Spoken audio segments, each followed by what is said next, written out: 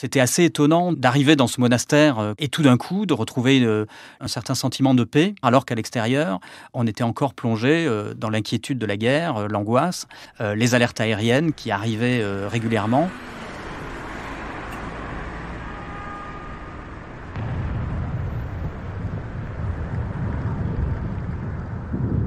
Depuis l'entrée des troupes russes sur le sol ukrainien le 24 février 2022, 5 envoyés spéciaux de la Croix se relaient sur place pour couvrir ce conflit majeur au cœur de l'Europe.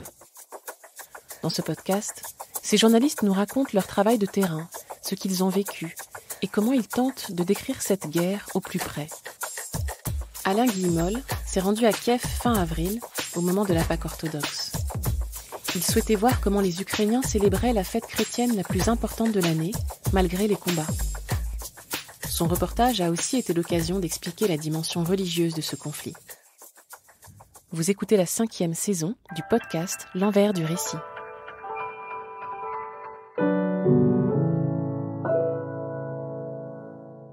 Je m'appelle Alain Guillemol, je suis journaliste au quotidien La Croix. Et en avril 2022, je me suis rendu en Ukraine en reportage pour couvrir la guerre. Alors c'était l'époque où les forces russes s'étaient retirées des abords de la capitale. C'était un moment où les Ukrainiens dans la capitale reprenaient vie. Mais en même temps, il se trouve que c'était le moment de Pâques. Et donc, avec la rédaction en chef du journal, on a décidé de consacrer une bonne part de mon séjour sur place à faire un reportage sur cette fête de Pâques qui avait lieu le 24 avril, une semaine après la Pâque catholique, puisque l'Ukraine est majoritairement orthodoxe. Et donc, je me suis intéressé à la façon dont les Ukrainiens fêtaient Pâques, une fête très particulière cette année, puisque c'est au milieu de la guerre. Alors Pâques, c'est toujours un moment très fort en Ukraine, c'est la fête de la résurrection, et le dimanche de Pâques, il y a cette bénédiction du repas pascal qui a lieu à la porte des églises orthodoxes. Les gens viennent avec des paniers, avec des œufs, des nappes brodées, des saucisses, du fromage, et font bénir leur repas de Pâques. Et puis il y a cette tradition des œufs peints, ce qu'on appelle les pisanka, c'est les œufs peints. Alors ça peut être des œufs en bois, mais c'est aussi des vrais œufs que les Ukrainiens colorent. Et en général, le samedi, passent leur temps à peindre et à décorer pour les amener à cette bénédiction. Et puis aussi, c'est toujours un moment où le printemps revient. On est dans un pays où il fait très froid l'hiver, et puis tout d'un coup, le printemps arrive, la nature éclate avec les arbres qui se couvrent de feuilles. Et donc, on sent presque physiquement cette résurrection.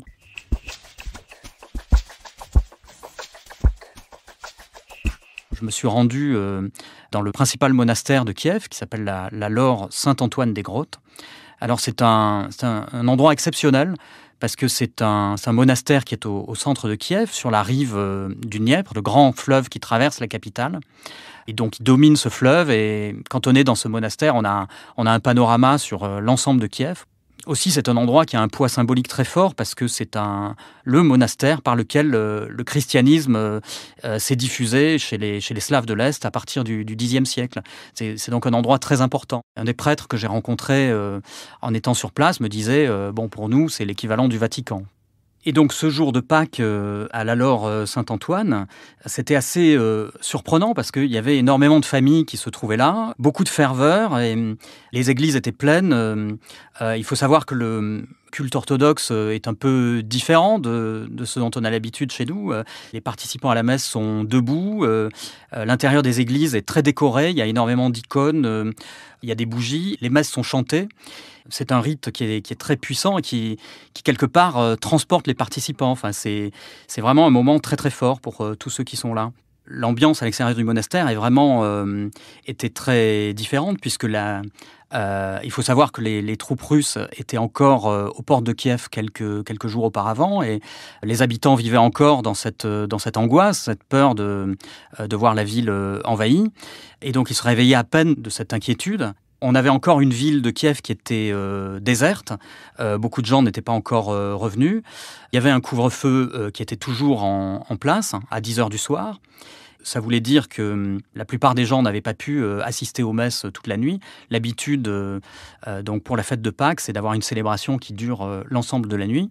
Et donc là, les Ukrainiens, avec leur sens de la débrouillardise habituelle, avaient installé des caméras à l'intérieur du monastère, de façon à ce que les gens à l'extérieur, depuis chez eux, puissent suivre ces messes toute la nuit. Et donc étaient venus là en masse le matin. Et donc c'était assez étonnant d'arriver dans ce monastère comme ça, et tout d'un coup de retrouver un certain sentiment de paix à l'intérieur de l'espace du monastère, alors qu'à l'extérieur, on était encore plongé dans l'inquiétude de la guerre, l'angoisse, les alertes aériennes qui arrivaient régulièrement. Ça donnait le sentiment que le temps était un peu suspendu. Et donc, c'était assez surprenant, mais ce n'est pas la seule raison pour laquelle on avait décidé de s'intéresser à la fête de Pâques.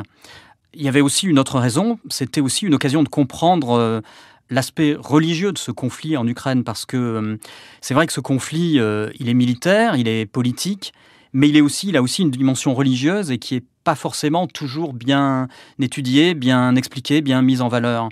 En fait, il faut comprendre que l'Église orthodoxe ukrainienne, elle a longtemps été unie avec l'Église russe. Au temps de l'Union soviétique, elle ne formait qu'une seule et même Église orthodoxe. Mais quand l'Ukraine est devenue indépendante en 1991, il y a eu un mouvement pour créer une Église nationale, une Église purement ukrainienne. Et ce qui s'est passé, c'est que l'Église ukrainienne orthodoxe est divisée en deux églises qui cohabitent depuis. Alors on a une église qui est restée fidèle au patriarcat de Moscou, qui est dirigée par le métropolite Onufri, aujourd'hui. Et puis une autre église qui est l'église ukrainienne nationale et qui est dirigée par le métropolite Épiphanie. Et donc avec la guerre, la rivalité entre ces deux églises s'est aiguisée. La position de cette église ukrainienne qui est restée fidèle au patriarcat de Moscou devient intenable, car le chef de cette église, qui est à Moscou, le patriarche Kirill, s'est très fortement engagé en faveur du soutien à l'armée russe qui a envahi l'Ukraine. Il appelle à faire corps avec cette armée russe. Il participe à des liturgies où il bénit les armes, les missiles qui sont envoyés sur l'Ukraine. Et donc, évidemment, un certain nombre d'Ukrainiens se tournent vers cette église ukrainienne restée fidèle au patriarcat de Moscou, en lui reprochant cette fidélité et lui demandent de se séparer pour rejoindre l'église nationale. Cette situation donne lieu à un grand nombre de conflits locaux dans les paroisses, dans tout le pays, dans toute l'Ukraine. Et donc l'idée de cette enquête réalisée à l'occasion de la fête de Pâques en Ukraine, c'était d'essayer de mesurer la profondeur de ces conflits, d'essayer de les comprendre.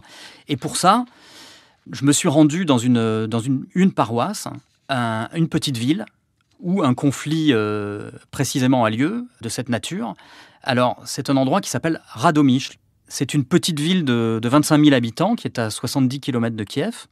Radomyśl a une église, l'église Saint-Nicolas, qui est restée donc fidèle au patriarcat de Moscou.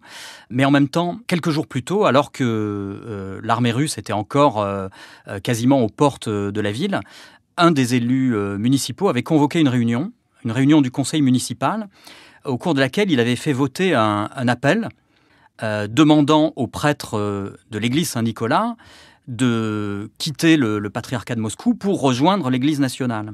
Et donc ça s'était passé au cours d'une soirée assez tendue, où il avait fait venir le prêtre devant le conseil municipal. Il lui avait montré des photos du massacre de Boutcha, qui venait à peine d'être découvert. Et donc, j'étais pas présent ce soir-là, mais on me l'a raconté. Et bon, effectivement, c'était un moment où le prêtre s'était retrouvé face à ces photos et avait été sommé de prendre une décision. Et il lui avait été demandé de prendre une décision dans les 48 heures. Donc une sorte d'ultimatum.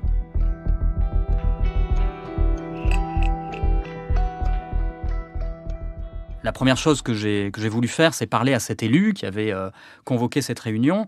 Il s'appelle Sergueï Galitsky. J'ai pu l'avoir au téléphone et donc j'ai compris qu'il s'agit d'un élu plutôt nationaliste, un historien, et donc quelqu'un d'assez cultivé, mais en même temps assez engagé dans le combat politique. Et donc il m'a raconté que déjà depuis quelques années, pour lui, c'était devenu une question vraiment essentielle que d'essayer de faire venir ce prêtre dans l'église nationale, et que cette église, il m'a dit, cette église dans laquelle j'ai été baptisé et où maintenant je ne peux plus aller parce que elle est maintenant dans le giron d'un patriarcat qui est étranger, qui a des positions position anti-ukrainienne. Et donc, pour moi, c'est important que cette église, qui est mon église, celle où j'ai toujours prié, soit dans le giron de l'église nationale. Et donc, évidemment, lui prend des positions un peu maximalistes. Et puis, alors donc, je suis allé à l'église Saint-Nicolas. J'ai rencontré le père Alexandre, qui est le prêtre de cette église. Et lui, il m'a expliqué que il avait bien reçu cet ultimatum. Ça avait posé question à l'ensemble des paroissiens. Il y avait eu une réunion du conseil paroissial. Et puis finalement, cette église-là avait décidé de ne pas changer d'affiliation, de rester fidèle au patriarcat de Moscou. Donc en créant une situation un peu difficile. On était un peu dans l'impasse du coup. Alors pourquoi lui prenait cette position-là ? Il expliquait que, en même temps, il se considérait comme un patriote, comme engagé auprès des Ukrainiens et de ses paroissiens, et il se considérant comme faisant partie de l'Ukraine, pays agressé par le pays voisin. Mais en même temps, il invoquait un argument théologique, puisqu'il y a une forte rivalité entre l'Église restée fidèle au patriarcat de Moscou et l'Église nationale ukrainienne. Et lui disait, moi je suis dans cette Église qui est l'Église historique et je ne peux pas rejoindre une Église schismatique qui n'a pas l'héritage direct des apôtres. Il considérait que, quelque part, changer d'Église était commettre un péché, qu'il éloignait de Dieu, et donc du coup, il se montrait hostile à l'idée de changer d'Église. Et donc, effectivement, on se trouvait dans une forme d'impasse. Et à la suite de ça, je suis allé voir le maire. Alors, le maire, c'était très intéressant. Il m'a reçu assez gentiment, assez très vite dans son bureau. Donc, il s'appelle Volodymyr Teterski. Alors, c'était un homme assez massif, large, d'une 50aine d'années, en habit militaire. Et en fait, tous les élus locaux que j'ai rencontrés au cours de mon reportage en Ukraine, ils étaient tous comme ça, en habit militaire, comme l'est Volodymyr Zelensky, le président ukrainien, qu'on voit toujours en habit militaire. Et puis, j'ai bien vu tout de suite qu'il avait un tas de problèmes à régler, cet homme-là.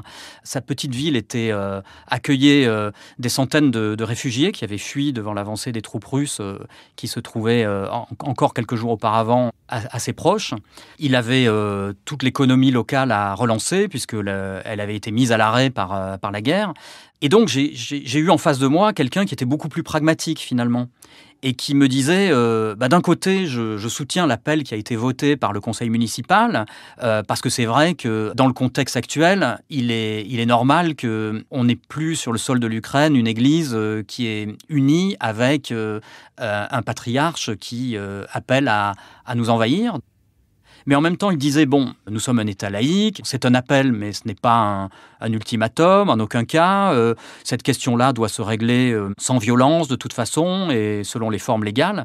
Et le texte qu'on a voté, c'est un appel, une orientation, mais c'est en aucun cas un ultimatum ou un diktat.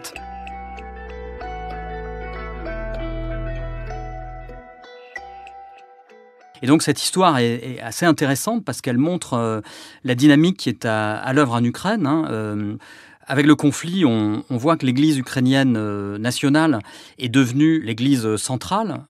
D'après les sondages, on sait que 24% des Ukrainiens se disent aujourd'hui fidèles de cette Église nationale, tandis que l'Église restée dans le giron du patriarcat de Moscou a désormais moins de fidèles, seulement 13% des Ukrainiens qui se déclarent comme fidèles de cette Église-là. Donc on voit que l'Église nationale a pris le dessus sur celle qui était restée dans le giron du patriarcat de Moscou.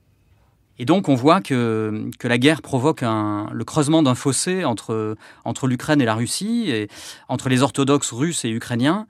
C'est valable sur le plan politique, c'est valable aussi sur le plan religieux. Et c'est ça que cette enquête permettait de mesurer, en même temps que c'était une occasion de partager la fête de Pâques avec les Ukrainiens, cette fête de Pâques qui était très très particulière.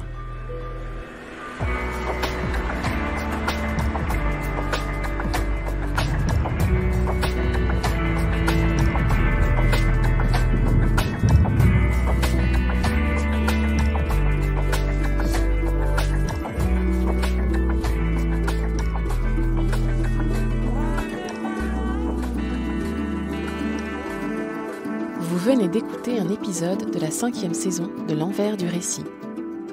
S'il vous a intéressé, n'hésitez pas à le partager et à vous abonner à notre podcast. L'envers du récit est à écouter sur toutes les plateformes, sur le site et sur l'appli La Croix.